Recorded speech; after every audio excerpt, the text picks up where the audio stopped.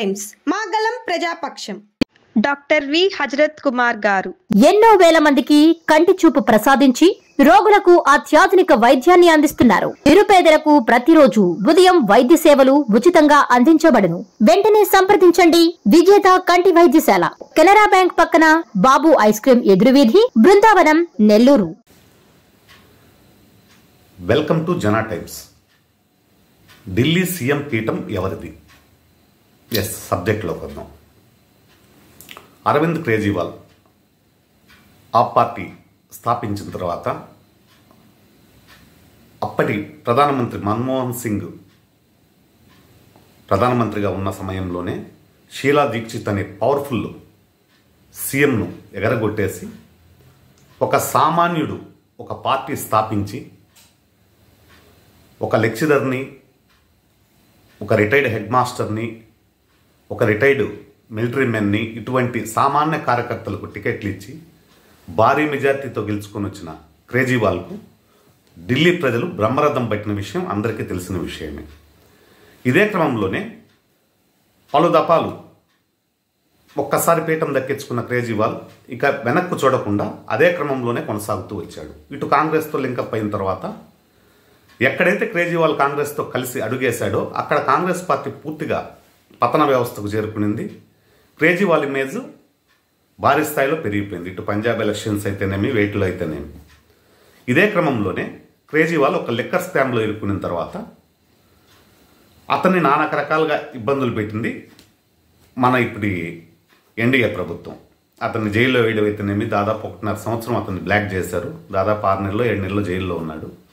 అదేవిధంగా అతను ఒక శేష్ మహల్ కట్టుకున్నాడు ఇళ్ళు అని చెప్పి అది విపరీతమైన ఆ పబ్లిక్ టాక్ వైరల్ చేశారు బీజేపీ వారు కానీ, కాంగ్రెస్ వారు కానీ. ఇప్పుడు కాంగ్రెస్ కూడా గొంతు మీద కత్తే కేజ్రీవాల్ ఎఫెక్టు. ఎందుకంటే ఇటు పంజాబ్లో కొట్టేశాడు, హర్యానాలో కొట్టాడు. కేజ్రీవాల్ అనేది ఒక ప్రత్యామ్నాయ శక్తిగా ఎదగబోతా ఉన్నాడు. ఆ విషయం బీజేపీకి కూడా తెలుసు, ఆ విషయం కాంగ్రెస్కు కూడా తెలుసు. కాంగ్రెస్ కూడా అందుకనే పొత్తులో వెళ్లకుండా ఎట్టి పరిస్థితుల్లోనూ ఓట్ బ్యాంక్ చీల్చాలనే ఉద్దేశంతోనే కాంగ్రెస్ కూడా పోటీ చేయడం జరిగిన విషయం కూడా అందరికీ తెలిసిన విషయం. ఇదే క్రమంలోనే ప్రధానమంత్రి నరేంద్ర మోడీ గారు కూడా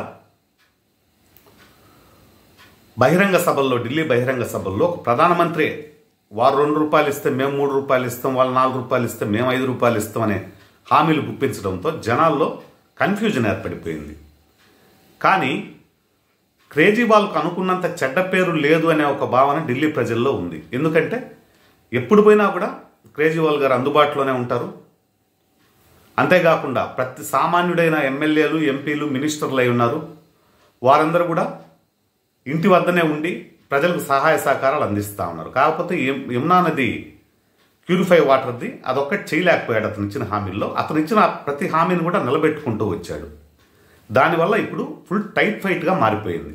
అంటే దాదాపు 70 స్థానాలు ఉన్నాయి, అసెంబ్లీ స్థానాలు, 8 జిల్లాలు ఢిల్లీలో. ఈ 70 స్థానాల్లో ఇప్పుడు మనకు తెలిసిన అనాలిసిస్ ఏంటంటే మిగతా సర్వేలు మొత్తం ఒక విధంగా వస్తూ ఉన్నాయి. నాకు తెలిసిన నా ఓపెన్ సర్వే ఏంటంటే 37 నుంచి 41 వరకు కేజ్రీవాల్ గారు సొంతం చేసుకోబోతా ఉన్నారు. దాని తదుపరి